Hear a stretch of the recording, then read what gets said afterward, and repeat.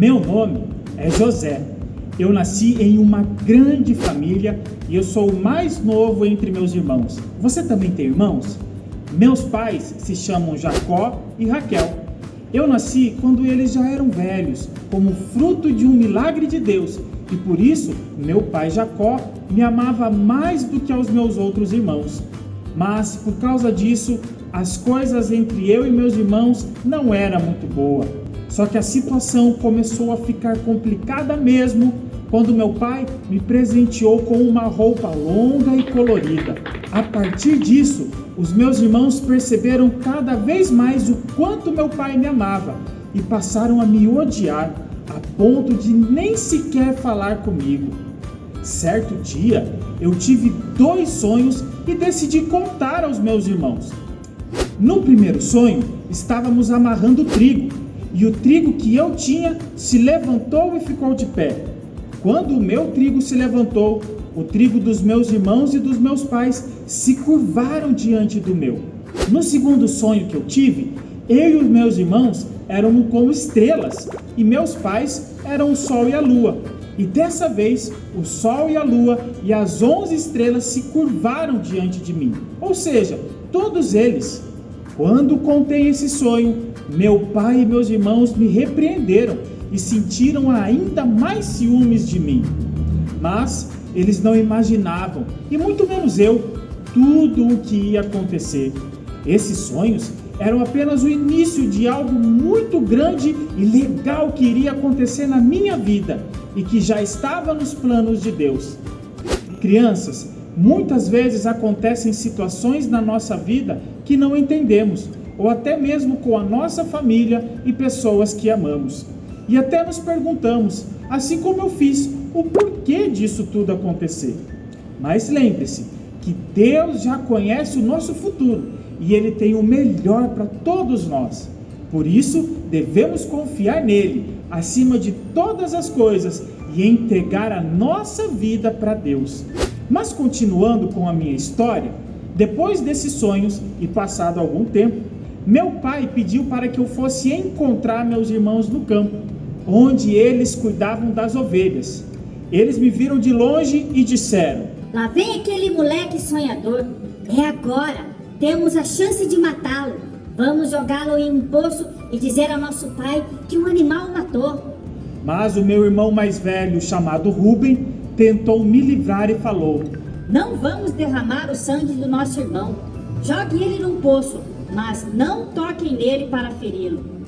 A intenção de Rubem era voltar e me salvar, mas enquanto isso, um grupo de ismaelitas estava vindo de muito longe, indo para o Egito, com várias especiarias. Então, Judá teve a ideia de me vender por 20 moedinhas de prata. Quando tudo isso aconteceu, eu tinha apenas 17 anos. Os meus irmãos pegaram a roupa que meu pai havia me dado e molharam no sangue de um bode para enganar meu pai, fazendo ele acreditar que um animal selvagem havia me matado. Jacó, meu pai, chorou por mim durante muitos dias. Quando cheguei ao Egito, os ismaelitas também me venderam como escravo. Agora, para um dos oficiais de guerra e capitão da guarda do faraó, o rei do Egito, chamado Potifar. Deus me abençoou na casa de Potifar, e tudo o que eu fazia era bem sucedido. Isso chamou a atenção de Potifar, e por isso ele me tornou administrador de tudo o que ele possuía. Mas houve um dia em que a mulher de Potifar me convidou para fazer algo que não agradava a Deus, e seria uma traição a Potifar e a Deus. Por isso eu rejeitei, mas ela insistia dia após dia. Então, certa vez, ela me agarrou e eu fugi de casa, mas ela conseguiu segurar a minha roupa. Com isso, a esposa de Potifar ficou muito brava e, para me prejudicar, inventou uma história que ele acreditou. Potifar, super irritado, decidiu então me colocar na prisão. Apesar de estar na prisão, Deus continuou me abençoando e tratando-me com muita bondade. Com a minha simpatia, concedida por Deus, conquistei o carcereiro, o homem que cuida dos detentos, e ele fez com que eu cuidasse de todos que estavam na prisão.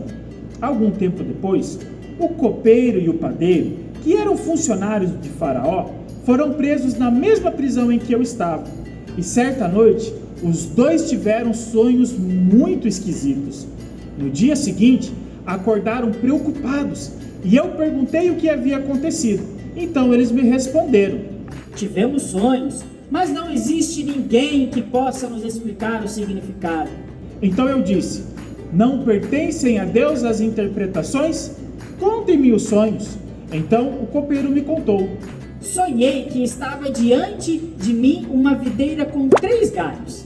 Ela floresceu e deu uvas que amadureceram. Eu as espremi e então enchi a taça e dei a Faraó. Então Deus revelou o significado desse sonho para mim.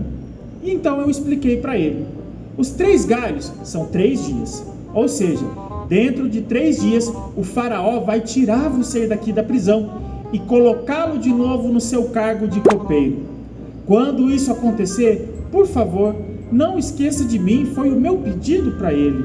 Fale de mim ao Faraó, porque estou aqui preso injustamente. Quando o padeiro viu que a interpretação do sonho do copeiro era muito boa, ele também quis contar o seu sonho para mim. E ele me disse: eu sonhei que sobre a minha cabeça haviam 3 cestas de pão. Só que vinham aves comer das cestas que eu trazia na cabeça. Então eu respondi para ele: dentro de 3 dias o Faraó virá buscá-lo e ordenará a sua morte. Passado 3 dias, era festa de aniversário de Faraó. Ele mandou chamar o padeiro e o copeiro, e aconteceu tudo conforme eu havia falado. O copeiro foi colocado de novo no seu cargo, mas o padeiro infelizmente foi morto. O copeiro, porém, ele não se lembrou de mim como eu havia pedido. Depois de 2 anos, Faraó teve 2 sonhos e também não tinha quem ajudasse ele a interpretar. Olha que estranho. O primeiro sonho era sobre 7 vacas muito bonitas que foram engolidas por 7 vacas feias e muito magras. O segundo sonho de Faraó era sobre 7 espigas de trigo, muito bonitas também, mas que também foram engolidas por 7 espigas de trigo muito feias e vazias. Muito esquisito, né? Então, o copeiro se lembrou de mim e contou ao Faraó tudo o que tinha acontecido na prisão, como eu havia interpretado o seu sonho. Naquele exato momento, Faraó mandou-me tirar da prisão e me chamou. Então, eu interpretei o seu sonho com a ajuda de Deus e disse para ele: na verdade, Faraó, os 2 sonhos são um só. As 7 vacas gordas são 7 anos de fartura, e as 7 espigas boas são 7 anos de fartura, ou seja, de muitas coisas boas e muita comida. Mas as 7 vacas magras e as 7 espigas ruins são 7 anos de muita fome e dificuldade. Deus mostrou ao Faraó o que iria acontecer no futuro. 7 anos de muita fartura que estavam por vir sobre o Egito, mas depois 7 anos de muita fome e dificuldade. Então eu lhe falei mais uma vez: se me permite, Faraó, quero lhe dar um conselho.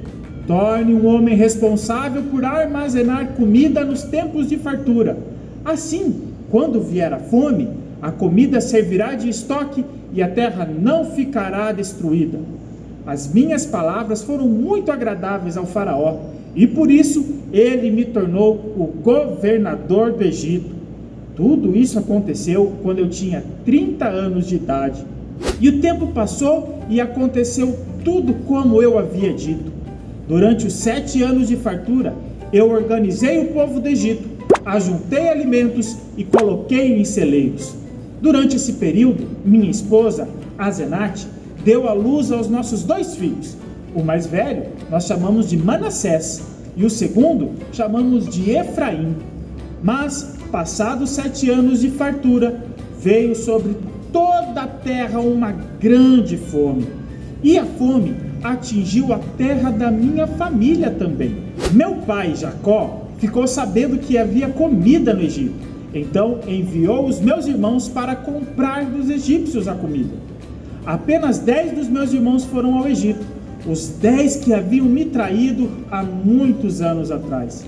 Meu pai não enviou o meu irmão mais novo, chamado Benjamim, que havia nascido depois que eu saí de casa, porque ele tinha medo de perdê-lo, assim como me perdeu.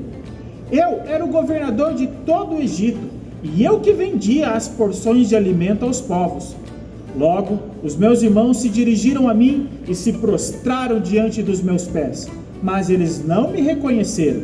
Com isso, eu me lembrei dos sonhos que tive ainda quando eu era um adolescente, você lembra? Assim, falei duramente com eles. Se vocês são realmente quem dizem que são, tragam-me esse irmão mais novo.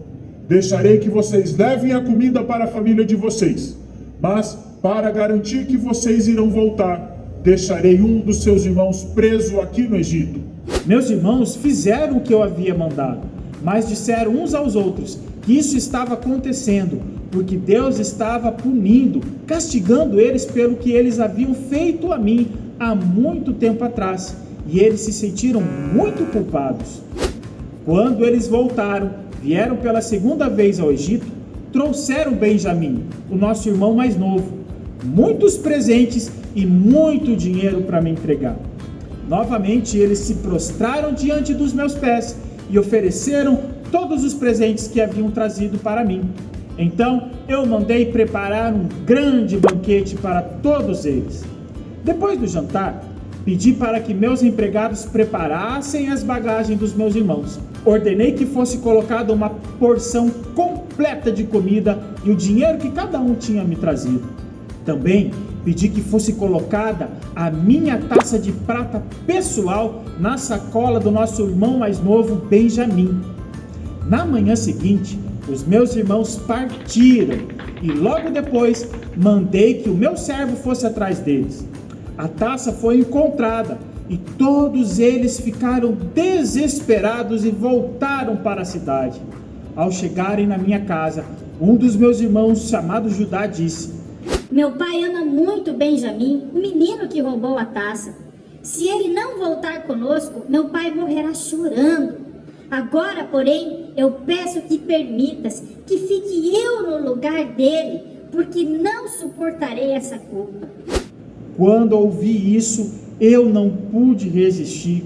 Pedi para que todos saíssem da sala e chorei tão alto que todos podiam ouvir. Então eu decidi contar a eles quem eu era. Meus irmãos ficaram tão chocados que não conseguiam me responder. Eu então os abracei e chorei e mandei buscar meu pai com todos os rebanhos, netos e bens que possuíam. Meus irmãos foram e contaram a meu pai que eu estava vivo e que era o governador de todo o Egito. O coração dele quase parou, vocês acreditam? A minha família morou numa das melhores regiões do Egito, com a permissão de Faraó e com os alimentos que eu havia armazenado, sobreviveram em todos os anos de fome. Crianças, o que a gente pode aprender com a minha história é que nós podemos lembrar de como Deus pode fazer o bem em meio ao sofrimento e maldade do mundo. Vocês gostaram da minha história? Ela está lá no livro de Gênesis, o primeiro livro da Bíblia.